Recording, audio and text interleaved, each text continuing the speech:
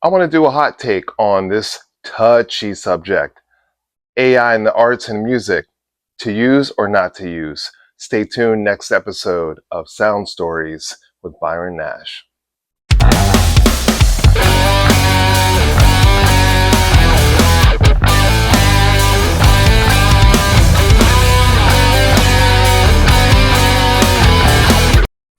Welcome back to Sound Stories with Byron Nash. I am your host, Byron Nash. Today I wanted to tackle a subject that in the last few weeks I've been getting seeing a lot of tension online about the use of AI in music, the use of AI in content, AI guitar videos, which really had me fooled. AI flyers really seems to be the thing that gets people riled up. I'm not really going for is it right, is it wrong, should you use it, should you not. I think it's really up to the person, but I did want to talk about some of the benefits of where AI can come in handy if you're a musician, and different ways that I've used it, and then other ways that I wouldn't want to use it. But I've been seeing so much debate and really negative energy towards people who do use it. So online, the number one thing I see is flyers. You know, the flyers with the big, bold, kind of flashy thing, like the bold lettering, and then they all look alike, and there's too much information, and maybe there's a cartoon, AI cartoon version drawing of said artist or person or business or whatever. I don't think they look that good. I went to school for art, graphic design. I worked at a magazine, print magazine, did a lot of media, and I handle a lot of our social media for my band, for myself. Always been around talented photographers and designers and things like that. So do I think those flyers are good? Not really. They look kind of cheap. However, I wouldn't sandblast somebody for using it. It doesn't make me like or dislike that person any more or less because they used AI. I think any trend happens with technology. It seems like everybody jumps on it. But one of the points, I kind of have notes here because it's such a big topic and I don't want to go on long about it, but today is totally different than yesterday. So what I mean by that is back in the day, you know, you had to design your flyer or figure out who did art in the band or find someone to do some graphics or whatever. And then I would head to Kinko's and I would get a bunch of copies made, and then I'd ride around town and I would staple poles. I knew where all the record stores were, and that was how you promoted. Like, we didn't have the internet, so you had to really be at the concerts and really connect with the people and things like that. Some of the artwork for, like, let's say, for example, punk rock bands would be like black and white flyers and kind of hand drawn and really cool, but you had a hard time knowing where the information was. It's like, well, where's the gig at, you know? And then some of the metal ones, especially if it was death metal, you could barely read the name of the band, right? Because it was so intense. And then there were very simple flyers, which I went for, where it was who, what, when, where, why, photo, or whatever your logo was to promote the band, and the pertinent information for people to get to your show. So that was kind of how it was back then. And then you also paid for ads in print media. So the magazine I worked at, we had a little thing in the back for bands promoting their shows and for bookings and things like that. That was one way of doing it. And then as the internet came in, there were so many other ways. And then you had Facebook and all this other stuff that we all use today. It's always going to be there. There's always going to be some technological thing. But what is different about now is that before you could kind of be just a musician.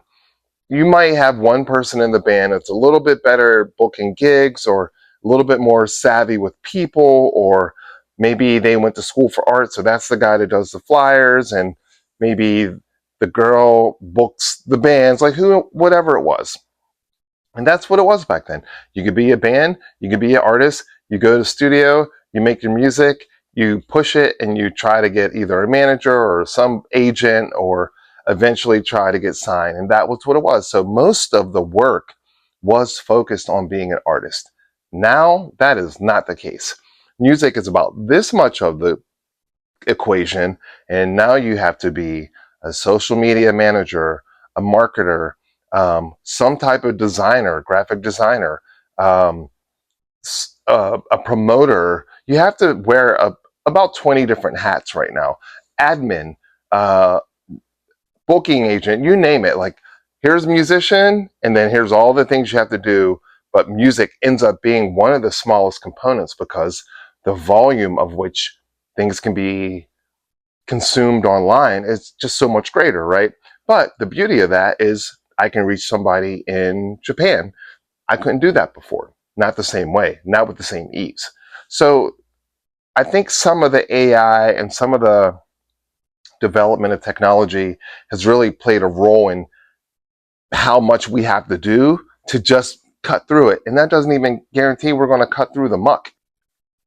This is how I use it. Here's a few different ways that I like to use it that's been helping me, because every band I've ever been in, I end up either running it or co-running it or doing a lot of the business components, because it's something that I ended up developing a knack for. How I use AI. I have a mailing list, a NASH newsletter. It's weekly. I started maybe almost going on a couple years. I was already a writer. I'm a pretty decent writer, but I'm not a really fast typer. I'm still, even though I worked at a magazine, I am not like my girlfriend. She doesn't even look. She could spin in circles and type really, really fast. I'm not that fast of a typer, but I would write my mailer out. I would put it in Google, and then I'd do all the corrections, and then I'd have to cut and paste and go through all my photos and put this mailer together and put my thoughts and energy into it and emotion. However, it's weekly. First, I started out bi-weekly, and then I kicked it up to weekly because of the volume of gigs. But I was finding that because of my work and because of all the other things that I have going on, rehearsal, songwriting, scheduling, gigs, bookings, emails, contracts, all that stuff, my bandwidth was getting smaller because I had so much more to do. So if I didn't get that mailer done by the day that I was going to mail it out, it wouldn't get done, and I would like miss a week, and I didn't like that inconsistency. So with AI came along, I started using that as a co-working tool to speed up how efficient I could be. And what's nice, like I use Claude now. I started with chat just like a lot of people did. But what I do is I can have all of my dates, I can have the themes that I want to talk about, and I can just hit record and speak it into it, give it the prompts, tell it exactly what I want it to do, how I want it to be formatted, and it does it a gazillion times faster than I could, and it looks clean and neat. And if it's not, I just keep prompting it until it's exactly how I want it, flip it over to my email list, get it out there. And I can add the photos in later. I can add the photos in through Claude, whatever. But what it does is it cuts down on the amount of time that I have to spend on that thing. Okay. Invoices. I used to have to search for invoices or create my own invoices or try to find a free one online, but then they want you to do a 2-week trial and all that fun stuff. Any business and admin related things that I handle a lot of, it helps me do it quickly, keep it very organized. I'm like, hey, put all 2026 band contracts in this folder, all the mailing list information in this folder. You can have it do that. So it would be the same as if I had someone on my team that could help me do that, and we had weekly meetings. My old band, Formula 412, I had a bandmate, we were like that. It still took up a lot of time though, okay? So it saves me a lot of time in admin. That is one way that I use it the most. This one's probably going to trigger some people, but logo design. Now, the Nashville logo, Nashville t-shirt logo that I have, I hired an artist for that, but I knew what I wanted. So all I did was prompt the artist on what I needed, because I still do understand art. I did go to school for art. I can do these things. I'm not that savvy with graphic design programs, but I know exactly how things need to look because I worked in that business. I just don't do it anymore. So I found an artist that I really liked, and then I got them to create our logo, which is this hat, and then another one with the girl. And I was a creative director for a brewery here. So design-wise, I have all of the ideas in the world. Do I have the time or the expertise to execute all of it? No. Am I someone who believes in paying artists for their art? Absolutely. But For smaller things like my business cards, or like a template for an invoice for my band, or for Be Independent Music, or I have Do Your Wellness, which is my fitness, Be Independent Music, which is the music, Be Independent Creative, and Black Metal Productions. That's 4 businesses that I'm running all at one time at any given moment. To make sure that I don't get overwhelmed, I use AI for that. I created a black metal logo for my event business using Claude, and it took some time, but it took way less time than when I hired a graphic designer to help me do some other designs, and we had maybe 7 corrections because I knew exactly what I needed. I even hand drew it, and they still didn't see the vision. So, and I had to pay for that. So the amount that I have to pay for the subscription for a year for the high tier version of Claude was much less than what I had to pay that artist to almost get it there. That's not against the artist, it's just me saving time. Again, we're talking time and tools. So that's how I use it as a tool. Even business plan schedule, like I can put my whole calendar in there and have it mapped out for a week. It helps me so much with this podcast. Some of the name for this podcast came up because my girlfriend and I were coming up with ideas, and we were running it through AI and bouncing off ideas with AI. So it wasn't that AI came up with sound stories. It's like, come up with 10 things. Here's what I want the podcast to be about. This is what we're going for. Give me 10 names. And they were like 10 okay names. And then we said, this is okay, but we think you can do better. And then we ran it through it again and ended up taking one part from one name and one part for another for sound stories, because it encompasses everything that I really wanted the show to be. I used AI to help me do that. AI didn't create sound stories, but it did assist me in not using all of my creative brain power to try to come up with a name that might already be out there. And I could use it and say, and I'm not using it like Google, because that's where I think a lot of people get it confused. I use it to say, can you make sure this doesn't exist anywhere? And within a few days, this whole thing was born. I'm on episode 14. Had it not been for my use of AI as a tool, this wouldn't have even come about. So that's another way that it's really helped me, that I think would be really good for artists right now who are trying to do things, or podcasters, or anything you're trying to do online, is use it as a tool, as like an agent to support you in the admin. Let's see, what other thing? Video clipping. All right, so I had to learn how to edit in CapCut, and I had to go to YouTube University to learn iMovie. I always was paying other people to do that. So I was shelling out hundreds of dollars per concert, per event, anything that I needed a videographer for, because I love video, and that was creating my content to then promote the next shows. But then what started to happen was the videographers, and this was across the board, so it's not a knock on any one in particular.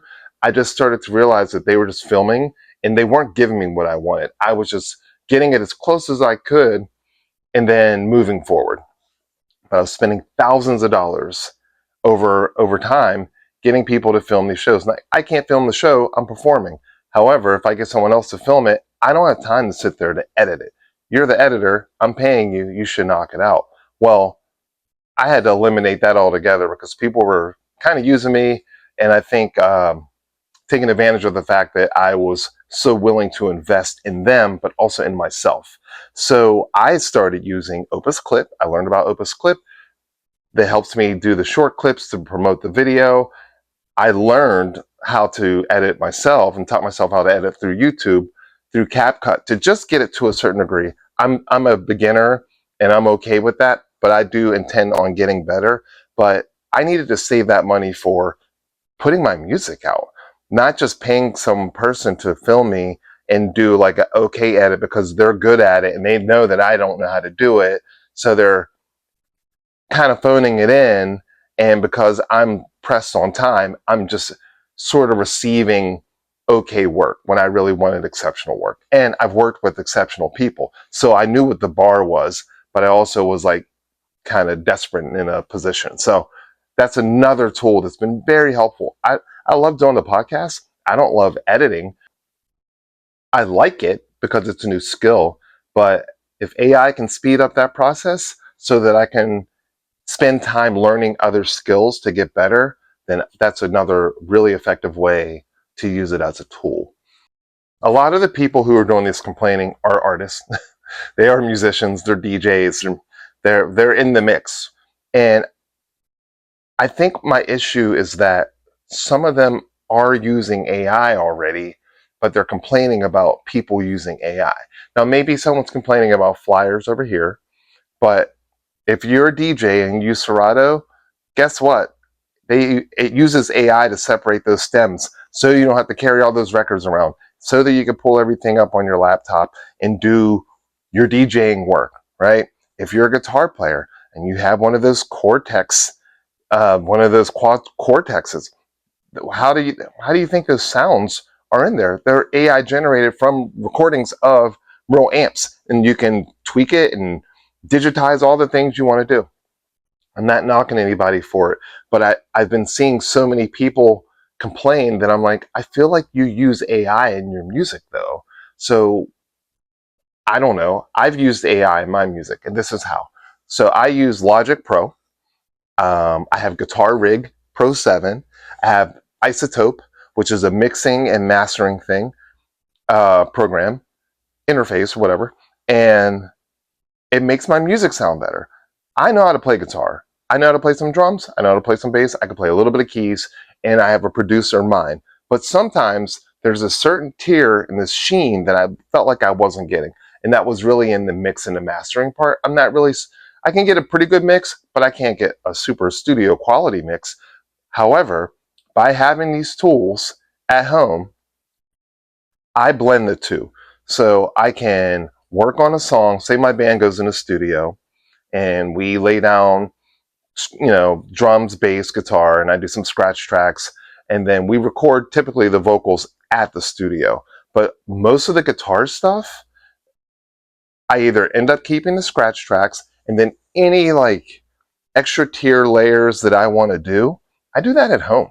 Why? Because I don't want to be in the studio staring at the clock and seeing how much that's going to cost me, especially when I'm financing the whole project. The other thing is I have thousands of really good sounds in my computer, and I have amps here. So if I want to record and run it through an amp, I can do it at home, but I can do it in a relaxed way where I can experiment a little bit. I can try different sounds that maybe I wouldn't have gotten to if I didn't have those tools. Well, those tools do utilize AI.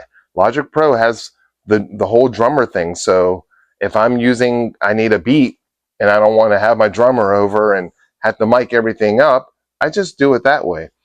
I use it to be creative. I don't use it because I'm not a creative musician. So I think we have to find that sweet spot between, are you relying on AI to create your music because you're not a creative musician or you can't play? Or are you using it in ways to enhance? I sometimes can tell when things sound AI generated, but not really, because everything sounds kind of processed at this point. It's kind of like heavy metal drums sound like they're so exact, but people have been doing that for years, and I don't know why all of a sudden there's this big stink about it. And I'm not saying anyone's right or wrong. I still like going in the studio where I have an engineer and we're being creative and they can get me in the moment, but I'm more prepared going into the studio because of the work I did at home with my plugins in Logic on my own, and I could be creative and be in these different moods and like really color the music.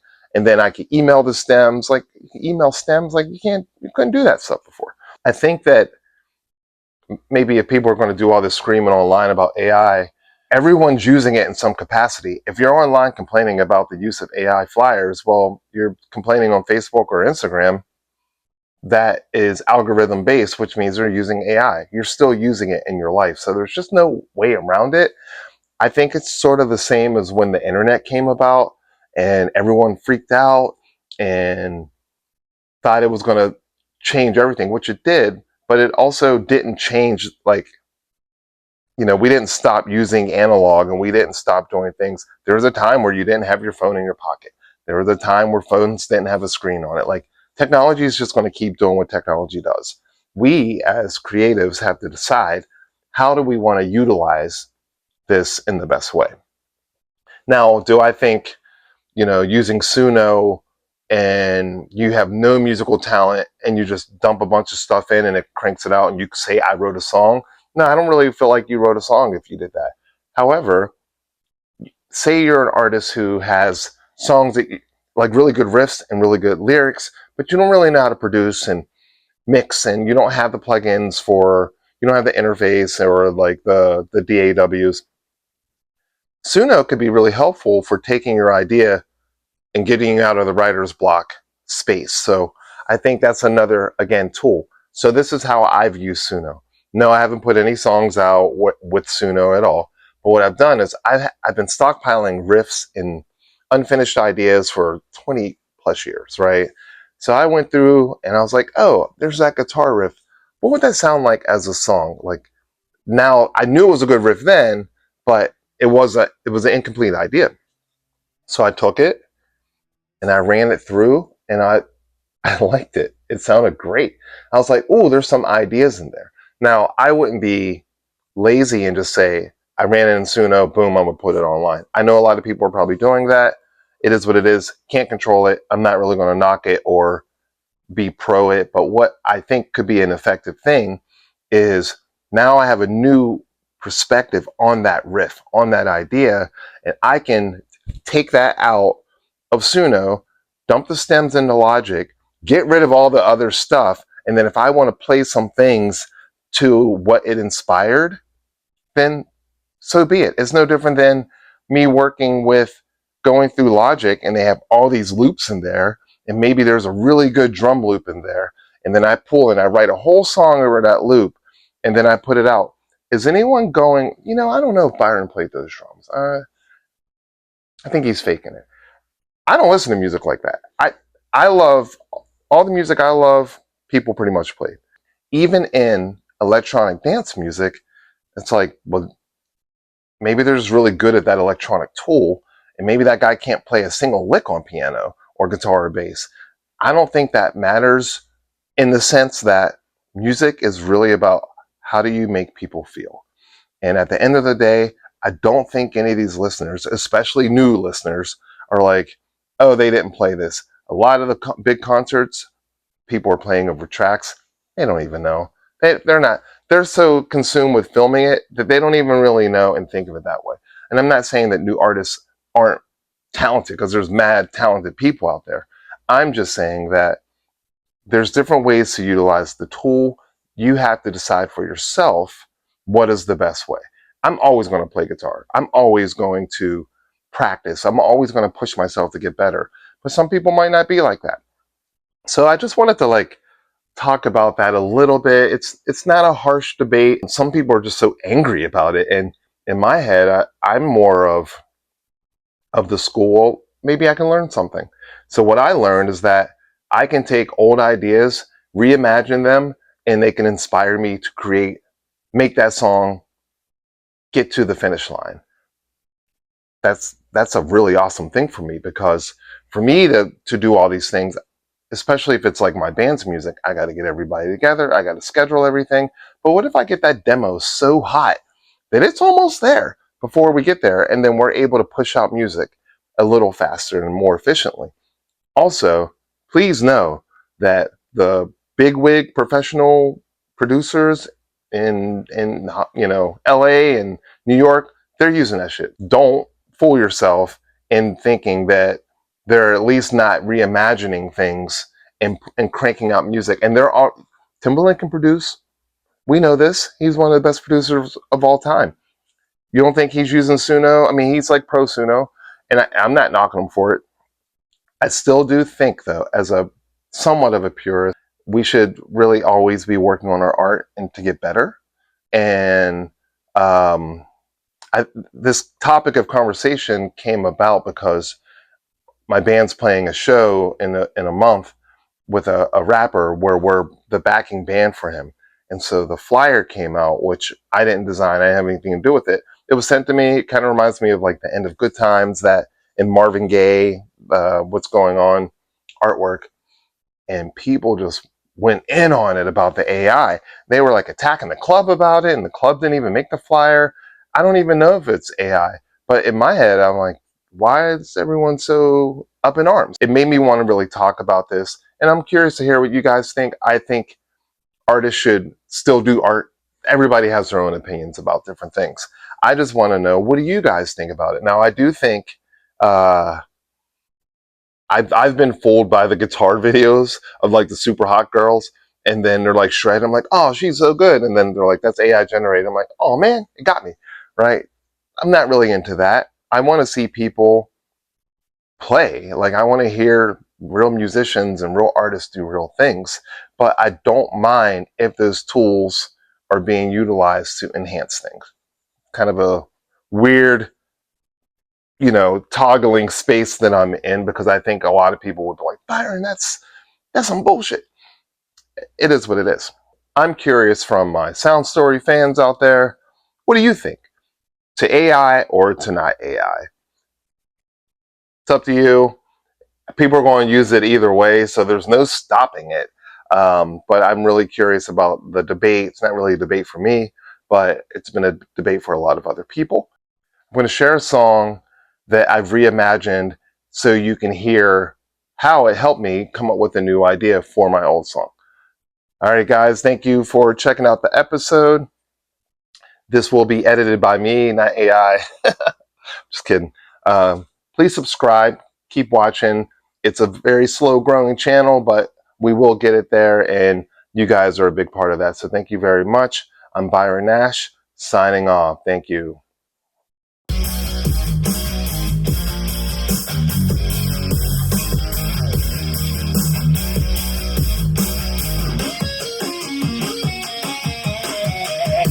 Ooh.